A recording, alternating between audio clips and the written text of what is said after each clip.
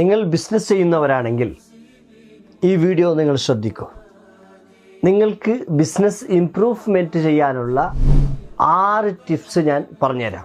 Hi, ഞാൻ Sayyid Umar Sakhaf, life coach and spiritual healer. ഈ 6 tips നിങ്ങൾ ഫോളോ ചെയ്യുകയാണെങ്കിൽ നിങ്ങളുടെ ബിസിനസ് നിങ്ങൾക്ക് അടുത്ത ലെവലിലേക്ക് വളർത്താൻ കഴിയും. ബിസിനസ് ഇംപ്രൂവ് ചെയ്യാനുള്ള ആദ്യത്തെ സ്റ്റെപ്പ് സ്ട്രെങ്തൻ കസ്റ്റമർ റിലേഷൻഷിപ്പ്. അതായത് നമ്മൾ കൂടുതൽ ഫോക്കസ് ചെയ്യേണ്ടത് ഒരു ഷോപ്പുള്ളത് അടുത്ത ഷോപ്പ് ആക്കേണ്ടത് എങ്ങനെ എന്ന് ഫോക്കസ് ചെയ്യുന്നതിന് മുമ്പ് അതിനേക്കാളും പ്രധാനമായി ഫോക്കസ് ചെയ്യേണ്ടത് നമ്മളടുത്ത് ഇപ്പോൾ ഉള്ള കസ്റ്റമേഴ്സ് അവർ സാറ്റിസ്ഫൈഡ് ആണോ, അവരെ സാറ്റിസ്ഫാക്ഷൻ ഉണ്ടാക്കാൻ വേണ്ടി എന്തൊക്കെ കാര്യങ്ങൾ നമുക്ക് ചെയ്യാൻ പറ്റും എന്നത് ആണ് പ്രധാനമായും നമ്മൾ ഫോക്കസ് ചെയ്യേണ്ടത്.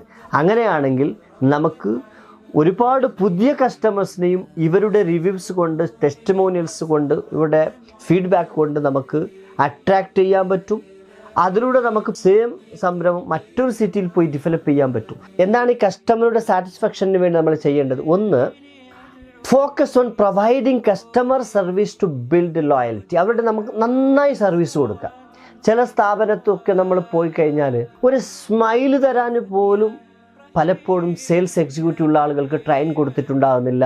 അവർ ആ നിലയ്ക്ക് ട്രെയിൻഡ് അല്ലാതെ, ചിലപ്പോൾ ക്യാഷിലിരിക്കുന്നത് ഓണറായിരിക്കാം, അല്ലെങ്കിൽ ആരെങ്കിലും ഓണർ റിലേറ്റഡ് ആയ ആളുകളോ അല്ലെങ്കിൽ അതിനുള്ള എംപ്ലോയി ആയിരിക്കാം. പക്ഷേ അവർ പോലും ക്യാഷ് എടുക്കുമ്പോൾ പോലും മുഖം നോക്കാത്ത ക്യാഷ് എടുക്കുന്ന ബില്ല്, നമ്മളിങ്ങനെ ബില്ല് പേ ചെയ്യാൻ വേണ്ടി ക്യാഷിൻ്റെ അടുത്ത് പോയപ്പോൾ ക്യാഷ് വാങ്ങുമ്പോൾ മുഖം പോലും നോക്കാതെ, സ്മൈല് പോട്ടെ, മുഖത്തിന് ഒരു ഐ കോണ്ടാക്റ്റ് പോലും തരാതെ നമ്മളിന്ന് പൈസ വാങ്ങുന്ന എത്രയോ ബിസിനസ് ഓണേഴ്സ് നമ്മൾ കാണാൻ കഴിയും. പക്ഷേ ഒരിക്കലും ഇത്തരം ആളുകൾക്ക് ഒരു ലെവൽ മുതൽ മറ്റൊരു ലെവലിലേക്ക് ഡെവലപ്പ് ചെയ്തെടുക്കാൻ കഴിയില്ല. കാരണം ഈ കസ്റ്റമർക്ക് ഏറ്റവും പ്രധാനമായി ഇവർ ഫുഡ് കൊടുക്കുന്നതോ മറ്റോ കൊടുക്കുന്നതല്ല, അവർക്ക് ഒരു അംഗീകാരം കൊടുക്കുക, അവർക്ക് റെസ്പെക്റ്റ് കൊടുക്കുക, അവരുടെ ഒരു സ്മൈൽ ചെയ്യുക. അതുമാത്രമല്ല അവർക്ക് വേണ്ടി സർവീസ് ചെയ്യുക എന്ന് പറഞ്ഞാൽ, ചില സ്ഥാപനത്തിൽ നിന്ന് നമുക്ക് പ്രൊഡക്റ്റ് വാങ്ങിക്കഴിഞ്ഞാൽ എന്തെങ്കിലും അതുമായി ബന്ധപ്പെട്ട് നമുക്ക് നോളജ് ഉണ്ടാവില്ല.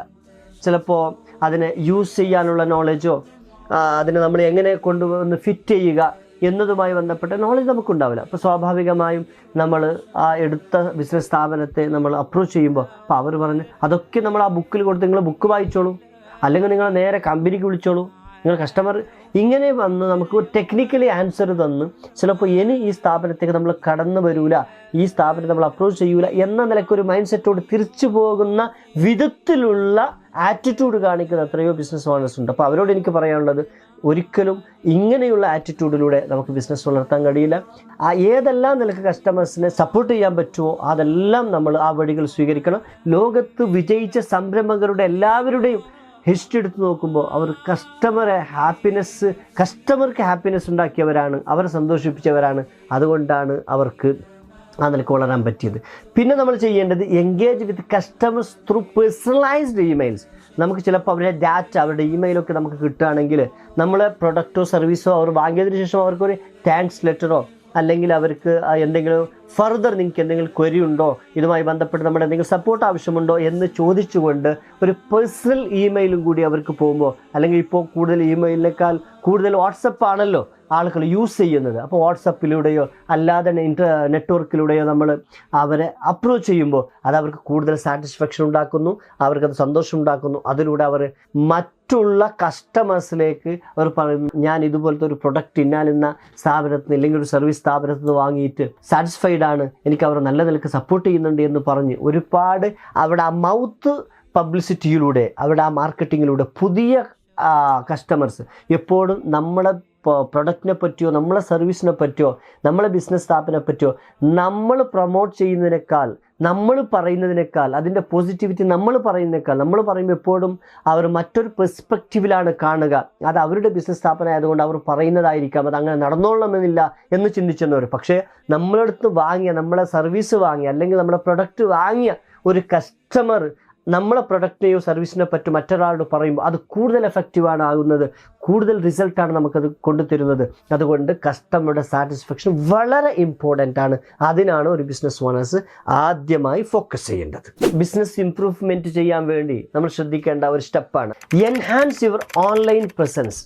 ഇപ്പോൾ നോക്കൂ, നമ്മൾ ഇത് ഡിജിറ്റൽ കാലഘട്ടമാണല്ലോ, എല്ലാം ഓൺലൈനിലാണ്. ഇപ്പം പരസ്യങ്ങൾ പഴയ കാലത്തെ പരസ്യം പോലെയല്ല. പഴയ കാലത്ത് നമ്മൾ പോസ്റ്റർ ഒട്ടിക്കുമായിരുന്നു, ന്യൂസ് പേപ്പറിലായിരിക്കും ചിലപ്പോൾ നമ്മുടെ ആഡ് കൊടുക്കൽ, വളരെ എക്സ്പെൻസീവ് ആയിരുന്നു. ഇപ്പോഴങ്ങനെയല്ല. ലോകത്തിലുള്ള മിക്ക ആളുകളും ഓൺലൈനിൽ ആക്റ്റീവാണ്, സജീവമാണ്. ഏതെങ്കിലും ഒരു പ്ലാറ്റ്ഫോമിൽ, ഒന്നിരിക്കലും ഇൻസ്റ്റാഗ്രാമിൽ അല്ലെങ്കിൽ ഫേസ്ബുക്കിൽ അല്ലെങ്കിൽ വാട്സപ്പിൽ അല്ലെങ്കിൽ ഇമെയിൽ, ഏതിലാവട്ടെ അവർക്ക് ഫെമിലറായ ഒരു പ്ലാറ്റ്ഫോമിൽ അല്ലെങ്കിൽ ഒന്നിലധികം പ്ലാറ്റ്ഫോമിലൊക്കെ അവർ വളരെ ആക്റ്റീവാണ്. ആളുകളുടെ മാക്സിമം ടൈം അവർ അതിൽ സ്പെൻഡ് ചെയ്യുന്നുണ്ട്.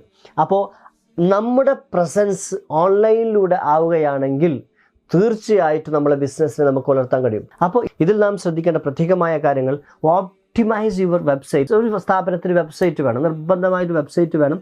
ആ website SEO, search engine optimisation എന്ന് പറയും. ഇപ്പോൾ SEOയിൽ കണക്റ്റായിട്ട് വേണം. നമ്മൾ എവിടെ നിന്ന് സെർച്ച് ചെയ്യുകയാണെങ്കിൽ നമ്മളെ വെബ്സൈറ്റ് അവർക്ക് പെട്ടെന്ന് അവൈലബിൾ ആവണം. ആ വെബ്സൈറ്റ് നമ്മൾ ഏറ്റവും ടോപ്പിൽ വന്ന് നിൽക്കണം. അതിനൊക്കെ ഒരുപാട് മെത്തേഡ് ഉണ്ട്. അതിൻ്റെ വിദഗ്ധർ നമുക്കതിൻ്റെ സ്ട്രാറ്റജി പറഞ്ഞു തരും, അതിനുള്ള വഴികൾ അവർ പറഞ്ഞു തരും. അതിനുവേണ്ടി നമുക്ക് ഫ്രീലാൻസറായിട്ട് വർക്ക് ചെയ്യുന്ന ഒരുപാട് ആളുകൾ അവൈലബിൾ ആണ്. അങ്ങനെയുള്ള ആളുകൾ ഉപയോഗിച്ചുകൊണ്ട് നമ്മുടെ വെബ്സൈറ്റിനെ ഓപ്റ്റിമൈസ് ചെയ്യുക.